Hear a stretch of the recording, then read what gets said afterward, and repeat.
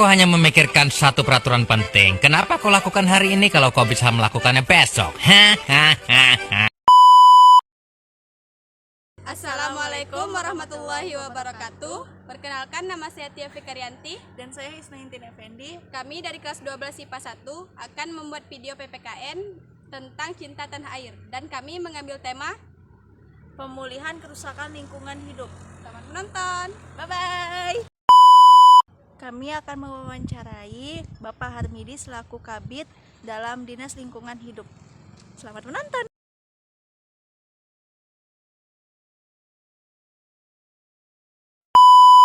Selamat pagi Bapak. Selamat pagi. Boleh tahu nama Bapak siapa? Baik, nama saya Harmidi. Baik. Ya. Bapak dari dinas. Ya, saya Dinas Lingkungan Hidup Kabupaten Natuna, Kepala Bidang Pengendalian Pencemaran dan Kerusakan Lingkungan Hidup. Iya Pak. Saya ingin bertanya, boleh langsung bertanya Boleh, Pak? boleh, silakan. Boleh Bapak jelaskan atau sebutkan apa saja yang sering memengaruhi lingkungan hidup? Ya, pertama lingkungan hidup itu terpengaruh faktor alam, ya. Faktor alam banyak mempengaruhi lingkungan hidup. Yang kedua, faktor manusianya sendiri. Nah, faktor manusianya sendiri ini beriringnya waktu, pertambahan penduduk semakin ramai, jadi semakin menambah fungsi daripada lingkungan hidup itu sendiri. Jadi faktor alam dan faktor manusia itu sendiri. Jadi dua faktor ini yang sangat berpengaruh pada kondisi lingkungan kita sampai saat ini. Gitu ya Pak? Iya. Berarti kalau manusia itu faktor yang mempengaruhi kayak kerusakan. Ya, yang dibuat oleh manusia itu ya macam-macam, Iya. mulai dari hal-hal positif, tapi yang sangat berpengaruh ya seperti perambahan hutan, Iya. yang melebihi target, kemudian penambangan liar, kemudian perusakan biota laut, perusakan terhadap flora dan fauna itu dilakukan oleh manusia. Kalau alam sendiri yang mulai dari banjir, mulai dari sebagainya, itu karena pengaruh alam, pengaruh abrasi laut, abrasi pantai dan sebagainya, itu alam. Pertanyaan kedua ya Ya, Pak. boleh. Bagaimana pengaruh masyarakat terhadap kerusakan lingkungan? Nah, itu dia tadi pengaruh manusianya. Ya, Sehebat-hebatnya kita menjaga alam, tapi kalau manusianya sendiri, kita yang punya alam sendiri tidak bisa menjaga, ya sama saja gitu. Hari ini istilahnya the man behind the gun, bahwa yang mengontrol alam itu manusia. Kalau manusianya itu pola pikirnya hari ini akan mewarisi anak cucunya dengan istilahnya begini, jangan kamu mewarisi anak cucumu itu dengan air mata, tapi warisilah anak cucumu itu dengan sumber air, begitu. Jadi sumber air yang harus kita jaga hari ini bukan air mata anak cucunya. Nanti anak cucunya kita nanti tidak punya sumber air lagi, alam sudah rusak dan sudah tercemar. Nah, itu kan meninggalkan air mata untuk anak cucu kita, begitu. jika pengaruh teknologi Teknologi ya, terutama teknologi yang memiliki kadar tingkat pencemaran yang tinggi, misalnya kadar asap daripada industri, kemudian mereka sendiri membuang ke IFAL-nya itu tidak melalui AMDAL yang baik. Nah, maka oleh karena itu teknologi seperti ini yang tidak ramah lingkungan. Hari ini kan zero waste itu kan mengacu kepada teknologi yang sudah beramah lingkungan. Itu yang akan diterapkan seharusnya. gitu ya Pak. Iya. Selanjutnya Pak, Boleh. metode apa yang Bapak gunakan untuk memadukan perubahan lingkungan dari waktu ke waktu? Nah, pertama kita di Dinas Lingkungan Hidup ini setiap tahunnya melakukan sampel terhadap perubahan lingkungan. Misalnya air, kita melakukan sampling terhadap air. Ada beberapa petugas kita yang menyampling sungai-sungai, danau-danau, sumber mata air yang layak atau tidak untuk kita konsumsi. Kemudian udara yang kita hirup sehari-hari ini kita sampling. Nah, kita menggunakan sistem passive sampler namanya. Passive sampler itu setahun 2 kali juga. Nah, kita melihat apakah NO2-nya atau CO2-nya berpengaruh atau tidak. Parameter apa yang mempengaruhi air dan udara itu, sehingga dengan sampel ini kita lakukan di laboratorium lingkungan hidup yang terakreditasi, kita akan tahu sungai ini tercemar dan udara ini atau cemar atau tidaknya. Begitu. Metode itu. Ya, metode itu. Selanjutnya, bagaimana menurut Bapak kita sebagai Hmm. anak remaja ini dalam menjaga lingkungan agar tidak banyak menimbulkan kerusakan lingkungan dan membantu memulihkan kerusakan? Nah, yang pertama itu semua anak remaja, apalagi anak remaja di Gen Z ini harus care terhadap lingkungan.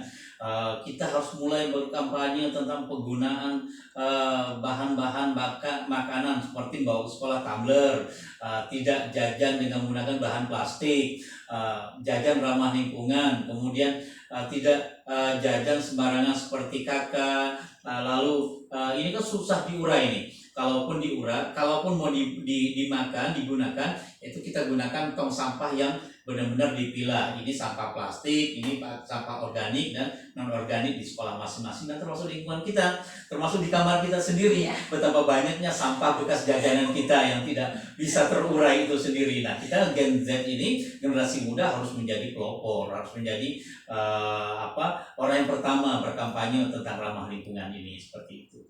Gitu, Pak. Jadi solusi atau solusi dan saran dari Bapak untuk para anak muda ini dalam mengatasi dan memulihkan kerusakan di lingkungan kita ini, Ya. terutama Natuna. Baik, sadarlah bahwa kondisi hari ini itu baik-baik saja adalah peninggalan daripada orang-orang tua kita. Nah, sekarang apa yang akan kita tinggalkan untuk generasi kita berikutnya? Hari ini kalau kita memaksimalkan penggunaan listrik, tidak hemat listrik, tidak hemat air, sampah di mana-mana, nah tatkala Pulau Natuna ini akan sendirinya akan tenggelam oleh sampah, oleh polusi dan lain sebagainya. Kita tiap hari akan menggunakan masker karena ISPU, pencemaran lingkungan kita. Nah, hari ini kita harus bijak.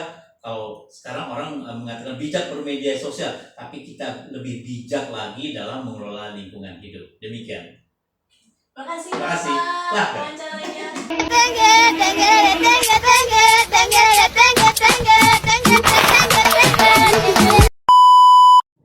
Dan saya akan mewawancarai Bapak Saber selaku staf Dinas Lingkungan Hidup. Selamat menonton.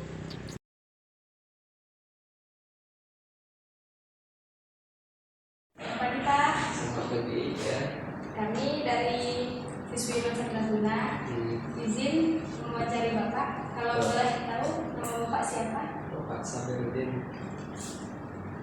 Jadi kami di sini mau nanya sedikit tentang lingkungan hidup. Oke, Boleh langsung Pak? boleh. Apa saja yang sering mempengaruhi kerusakan lingkungan hidup? Baik. Itu pertama, tidak lepas dari aktivitas manusia atau kita sendiri gitu, yang kesadaran kita sendiri untuk merawat, seperti merawat sampah, membuang sampah ke sungai, ke laut, seperti itu. Baik.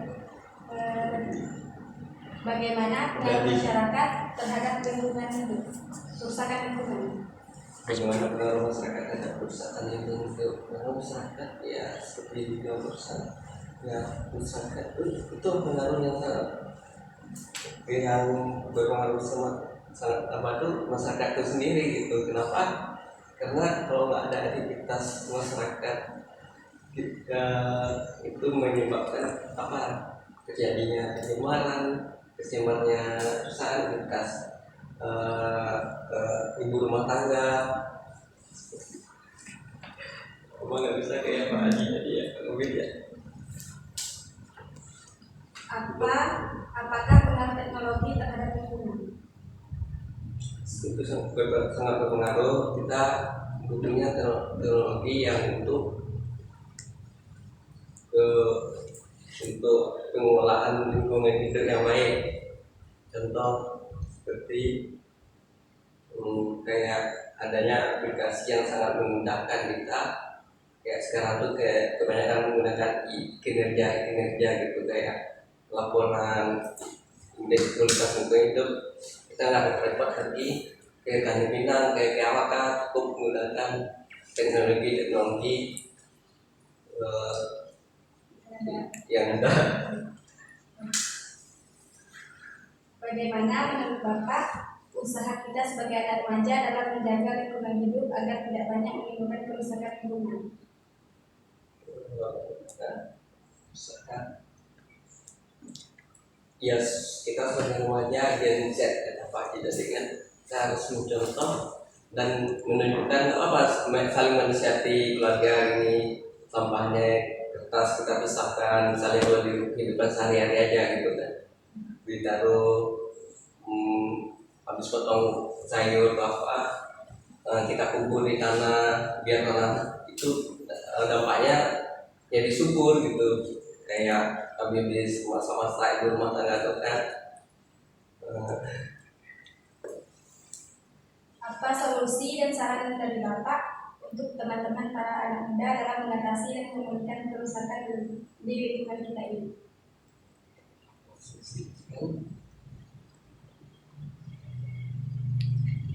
Solusi apa ya?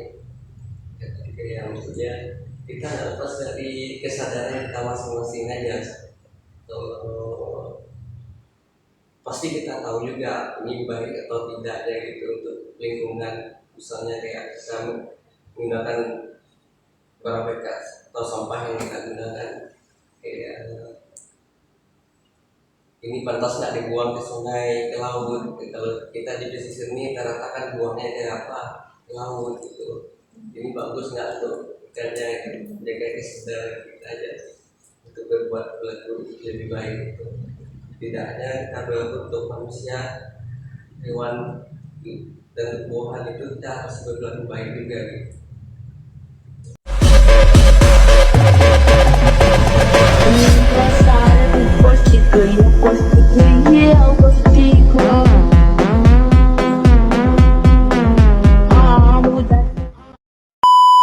Jadi kesimpulan yang bisa kita ambil dari wawancara tadi, pentingnya menjaga lingkungan hidup bagi masyarakat adalah agar masyarakat menjadi lebih teratur dan rapi hingga terjadi keseimbangan dan keselarasan antara lingkungan rumah dan alam sekitarnya.